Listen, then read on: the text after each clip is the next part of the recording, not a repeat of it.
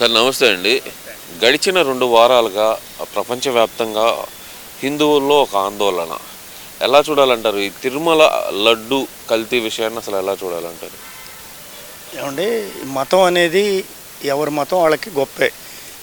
అర్థం కల ఈ లడ్డు జరిగిందనేది అందరికీ హిందువుల్లో ఆందోళనగా ఉంది.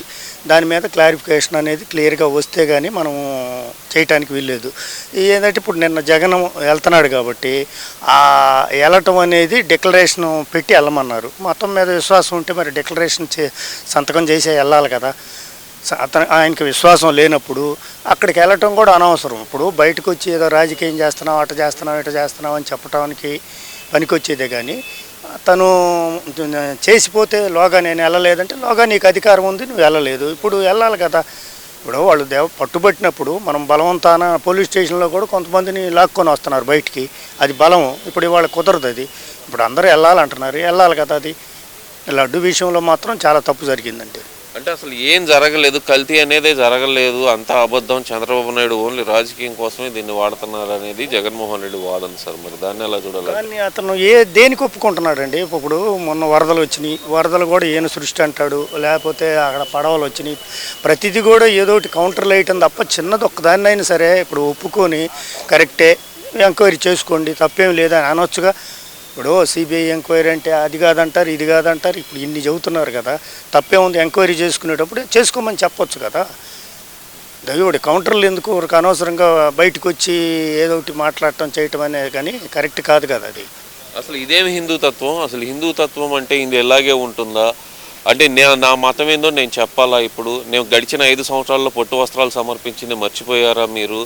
అప్పుడు అడగలేదేంటి నన్ను అంటూ ఆయన చేస్తున్న కొత్త వాదన. మరి ఆ వాదనను ఎలా చూడాలంటారు? ఆ వాదన కూడా అప్పుడు ఆయన అసలు మామూలుగా అయితే ఫ్యామిలీతోటి వెళ్ళాలండి. ఎప్పుడూ ఆయన ఫ్యామిలీతోటి వెళ్ళలేదు. ఏంటి ఒకవేళ నేను దేవుణ్ణి ఎట్లా ఉంటాడని అడిగితే గుడి సెట్టే ఇంట్లో తీసుకొచ్చి పెట్టాడు, గుడి ఖర్చులు పెట్టుకొని.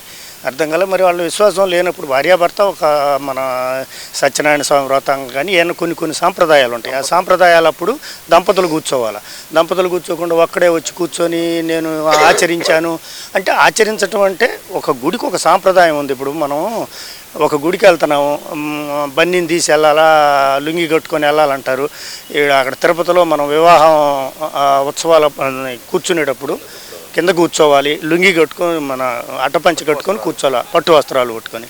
నేను చెయ్యను అంటే చేసేదేమీ లేదు కదా. ఇప్పుడు దౌర్జన్యం అధికారం అయింది, 5 ఏళ్లలో అధికారం అయింది. అంతకుముందు అడగలేదంటే వాళ్ళు ఇప్పుడు ఇది సమస్య కాబట్టి అడుగుతున్నారు. ఇప్పుడు అంత ఇది సమస్య కాబట్టి ఇప్పుడు వచ్చింది కాబట్టి అడుగుతున్నారు. ఇప్పుడు లేకపోతే ఇంతకుముందు అడిగేది ఏముంది? నీ గవర్నమెంట్ నువ్వు అడగలేదు. ఇప్పుడు మా గవర్నమెంట్లో నువ్వు అడగాలి. అది ఇక వాళ్ళు అడగలేదంటే ఏముంది? అక్కడ టెంపుల్ వాళ్ళు వాళ్ళు ఏంది కఠినంగా వాళ్ళు మాకు ఉండాల్సిందని చెబుతున్నాడు. తప్పేముంది దాంట్లో? అంటే ఇదంతా ఏం లేదు, నన్ను తిరుపతి రాకుండా అడ్డుకోవడానికి కూటమి ప్రభుత్వం చేస్తున్న కుట్ర. మా వాళ్ళకు నోటీసులు ఇచ్చారు, మా నాయకులకు నోటీసులు ఇచ్చారు. ఇది ఎక్కడ పని? అసలుకి మేము వస్తే అడ్డుకుంటారా అనే మాట అయితే మాట్లాడుతున్నారు కదా. అసలు నోటీస్ అనేది నిన్న చంద్రబాబు నాయుడు కూడా చెప్పాడండి. ఒక నోటీస్ అన్న చూపించండి. మేము ఊరక అనౌన్స్ చేసాము, డిక్లరేషన్ సంతకం పెట్టి పోమని. మేము నోటీసులు ఇవ్వాలి, నోటీసులు ఉంటే చూపించమంటున్నాడుగా. ఒక నోటీస్ ఉంటే చూపించు నాకు, నీకు ఇచ్చిన నోటీస్ ఏదో ఊరికి చెప్పుకోవటం ఎందుకని అని చెబుతున్నాడు సార్. మరి దీని చుట్టూరుతో రాజకీయం తిప్పుతున్నారు అనేది ప్రధానంగా జగన్మోహన్ రెడ్డి చేస్తున్న ఆరోపణ సార్. లడ్డు చుట్టూరుతా కానీ తిరుమల చుట్టూరుతా రాజకీయాన్ని తిప్పుతున్నారు, ప్రభుత్వ వైఫల్యాలను కప్పించుకోవడానికి అనేది ప్రధానంగా జగన్మోహన్ రెడ్డి ఆరోపణ సార్. సార్ ఇప్పుడు ఆయన చేసేది రాజకీయం సార్. ఇప్పుడు ఆయన చేసేది రాజకీయం కానీ చంద్రబాబు నాయుడు లేకపోతే గవర్నమెంట్ చేసేది ఏముంది? ఇప్పుడు ఇందులో రాజకీయాలు ఏమున్నాయండి? డిక్లరేషన్ మీద సంతకం పెట్టి వెళ్ళమంటున్నారు, వెళ్ళండి. లేకపోతే వెళ్ళబాకు. అసలు నువ్వు ఇప్పుడే వెళ్ళాల్సిన పని ఏంది? ఎంత ఇష్యూ ఉంది, నువ్వు ఎంక్వైరీ చేసుకోండి అని చెప్పి వాళ్ళకి ఓపెన్గా నువ్వు చెప్పేసి వెళ్ళొచ్చు కదా. వెళ్ళి కామ్గా ఉండాలి. ఇప్పుడు ఎందుకు వెళ్తున్నాడు? రాజకీయం వచ్చింది. ఇదివరకు పింక్ డైమండ్ అన్నారు, మరి చంద్రబాబు నాయుడు ఇంట్లోనే దాచిపెట్టుకున్నాడు పింక్ డైమండ్ అని ఇదివరకు వాదించారు. మరి ఆ పింక్ డైమండ్ ఇంతవరకు కూడా చంద్రబాబు నాయుడు ఇంట్లో ఉన్నట్టు ఒక్కడు రుజువు చేయలేదు కదా. తప్పులే. నేను ఒక పార్టీకి ఒక వ్యవహారానికి సంబంధం కదా సార్. ఒకళ్ళ మీద వాదన చేసేటప్పుడు అది రుజువు చేయించాలి.